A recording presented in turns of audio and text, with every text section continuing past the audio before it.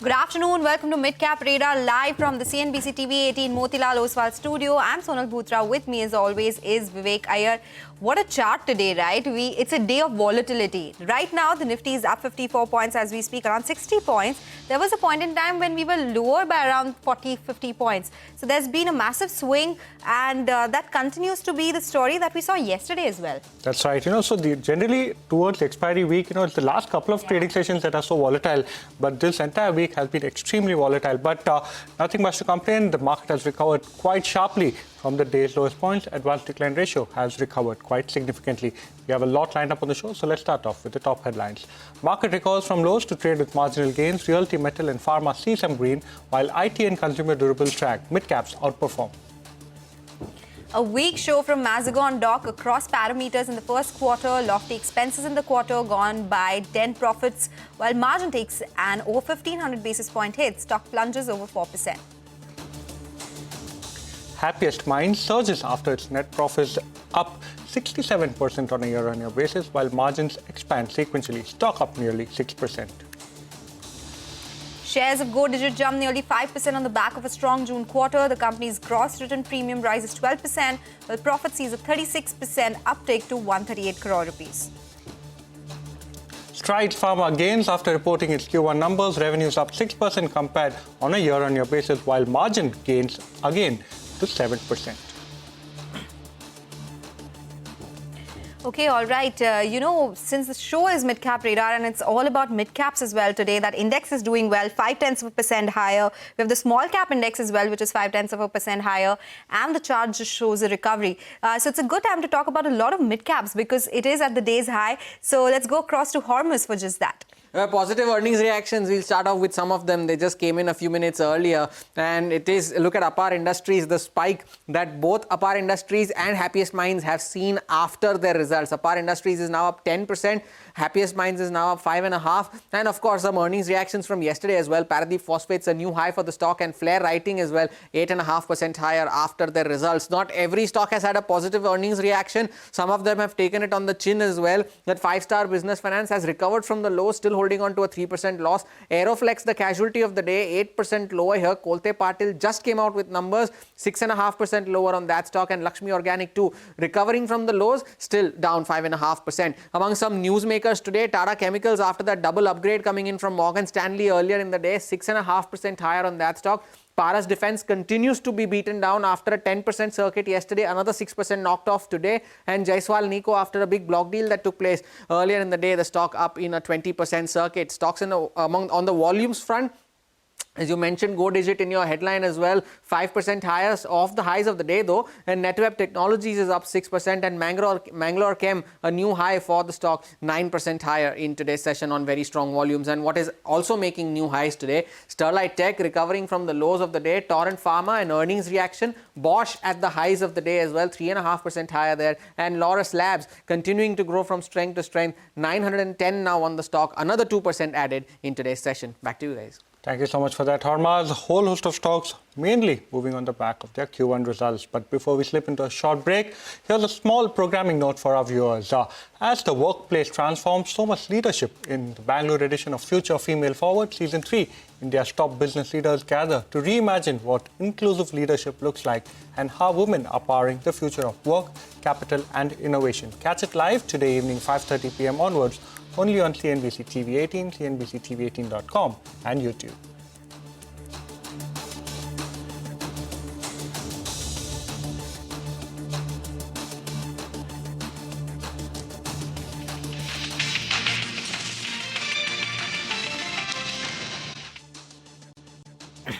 Welcome back. You're still tuned into Midcap Radar. Multek Packaging, that is the first management on our show, reported good set of Q1 numbers. Revenues jumped 22%, driven by healthy demand across all segments. We are now joined by Janu Mahanti Lakshman Rao, who is the CMD at Multek Packaging.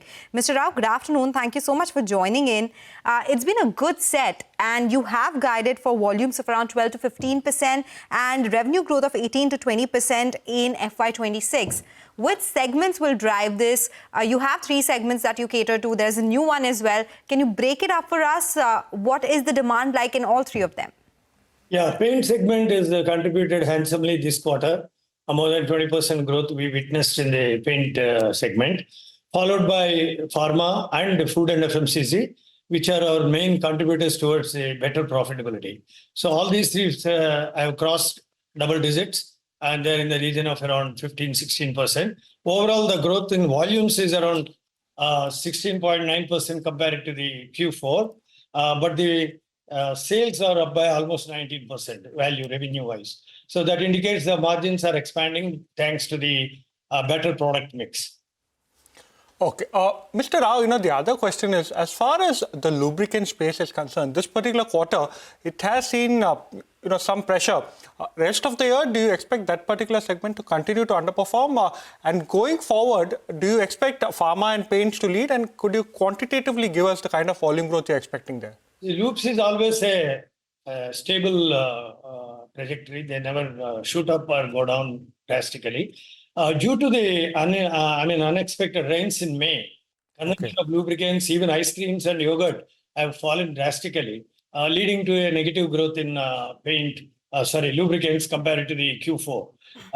But compared to the Q1 last year, there is a minor growth. So that indicates that the trend is neutral in loops, which is always been expected. And I think it will start improving because of this setback in May and June. Probably from second or third quarter onwards, lube companies would pick up volumes.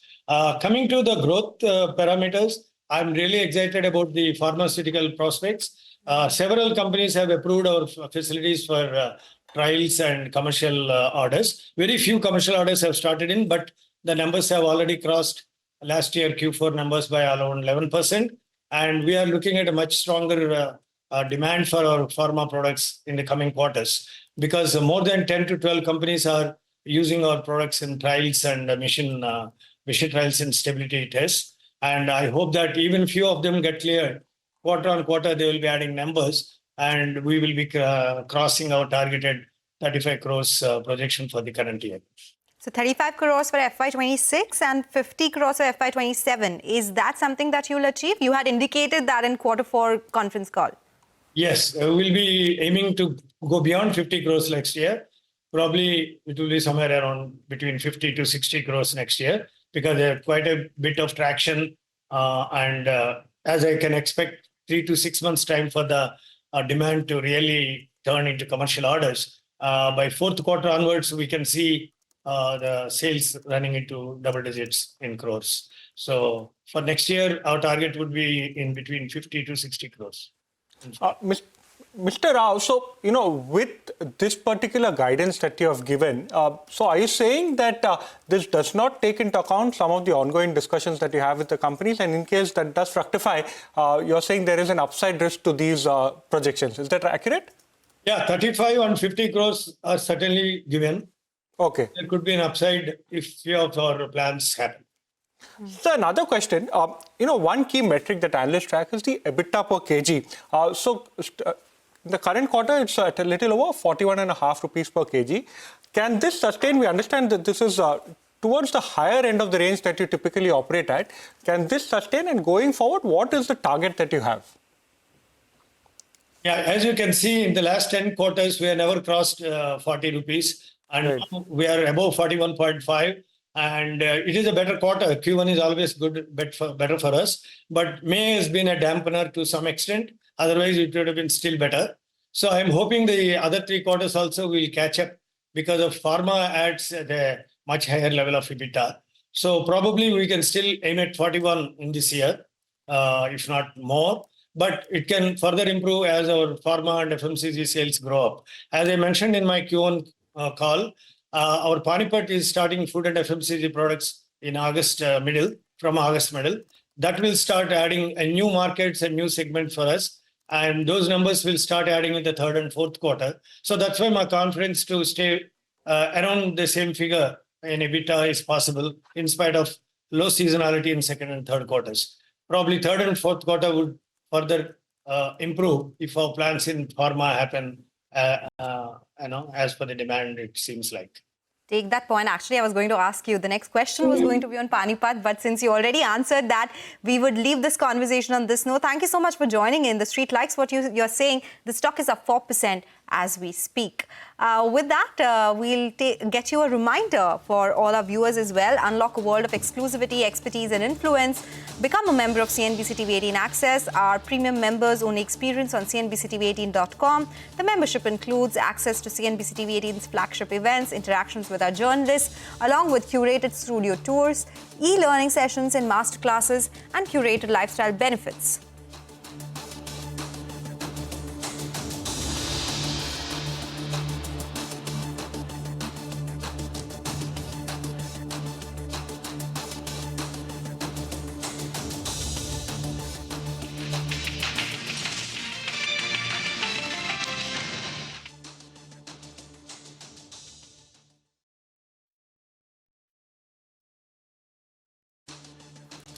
Welcome back to Midcap Radar. Well, the Midcap end of the market continues to do quite well and is, in fact, trading closer to the day's highest point. But one particular management that is in focus currently is Corp. Remember, the company reported a slightly muted Q1 set of numbers.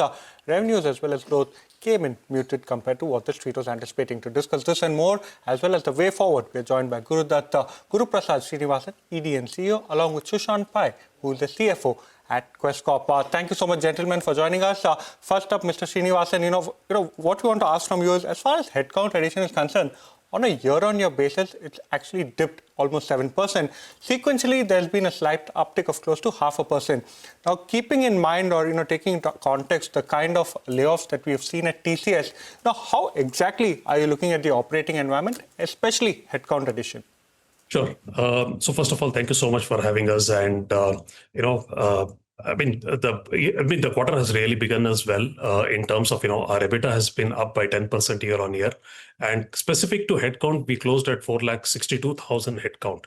Now, for Q1, when we started the quarter, while the April and May was little muted specifically for general staffing, and June we have seen substantial recovery. So June alone we had a net add of about 6,500, and as we moving into Q2, we are now seeing almost about 42,000 open mandates that has come back on back of the festive season just opening up in the country. The hiring is slowly coming in, so we are seeing a recovery for general staffing. The second part of the question that you specifically asked was related to the professional staffing. So with regard to the professional staffing, we have grown almost about 31% year on year by revenue and about 48% year on year in terms of EBITDA. And our margins, our EBITDA margins has just crossed about double digit. We are about 10.2%. Despite of IT services companies are not hiring, majority of our demand is coming in from GCCs and the non-IT, non-technology companies who are hiring big time in that space. And GCCs are really hiring well, and high-end niche talent that they are hiring, and we are able to actively deliver for them. Okay, take that point. Mr. Pai, let me come to you. Sequentially and YY revenue growth has been a little muted this time, right? You have spoken about achieving a double-digit growth in FY26. Are you on track to achieve that growth number? What will the margin number look like? And what will be the growth drivers for you? Yeah, thank you, and good afternoon, everyone. So clearly, when we started the year, we had a clear plan and laid out a path for improved profitability. And there were two action points there. One was improve operational efficiency. And second, higher margin business should contribute to higher EBITDA margins. So I'm happy to state that on both counts, I think we have shown results, and Q1 has yielded that. So if you see broadly, our EBITDA was about 70 crores. Has grown 10% year on year, which is again faster than the revenue growth. So that's one thing. Second, on a margin basis as well, 1.8% has become 1.9%. And that's the trajectory that we wanted to achieve. And the second part of the margin improvement was profile mix. And clearly, as you can see, the professional staffing business, which was contributing to EBITDA, which was at the end of FY25, was only 23%. Has now contributed to 29% to the EBITDA. So clearly the profile mix, operational efficiency has started yielding results. As we go along, we want to continue this path, which means we want to show that margins will accelerate higher than revenue growth. And therefore, that's the path we want to continue for the full year. Yes, revenue has been muted in quarter one. And like Guru just explained, we are just getting into the festive season. So we are seeing good traction in revenue growth as well as we get into quarter two. Can you quantify, the targeted margin trajectory, at the end of FY26, where do you see margins, especially post-demerger? Investors are still, investors want clarity as to how exactly the margin trajectory will move forward for this particular entity. Yeah. So like I told you, like our margins at the end of FY25 were approximately about 1.8% at an overall level. And we want to slowly take it to about 2%. That's the direction that we gave investors, and we are on that path. One quarter has happened and we are at 1.9. And like I told you, that even professional staffing margins has improved from about 9% last quarter to about 10%, which is in the double-digit trajectory. So the path is slowly take it to an exit of about 2% at the end of FY26. Mr. Srinivasan, a couple of questions. Number one, especially in the BFSI telecom space, how has hiring panned out? The second question is, especially in the IT, is IT hiring slowed down significantly? And is that being offset by GCC hiring? And thirdly, how is overseas hiring, especially Singapore, Philippines, how is that particular segment panning out? Keep it a little short, sir. Let me go in a sequence. So BFSI for Q4, Q3 and Q4 was definitely slow with regard to the general staffing. We are now seeing slowly mandate coming in for Q2. So that's specifically for BFSI. And moving on to specific to technology segment, see, largely our hiring are coming from GCC, and within GCC, we work with various verticals. So again, the high skill demand, which is coming specifically for AI, cloud, and high tech technology plus media and electronics. So these are the spaces where specifically where we are getting the mandate demand in from. And moving on to the international piece that you asked for. Singapore is still muted. We are not seeing much of, the borders are still sealed for expats to come in. And but Singapore is offsetting for us with Malaysia and Philippines doing well, specifically for ITES businesses in these two geographies are doing well. That should cover up our Singapore slowness. So in nutshell, this year we'll have growth coming in from international business as well. Thank you so much, Mr. Srinivasan and Mr. Pai, for joining us. Wish you all the best for the rest of FY26 and hope to see you soon at the mid between the two results as well. But that's all the time we have on this edition of Midcap Radar Mutual Fund Corner when we return.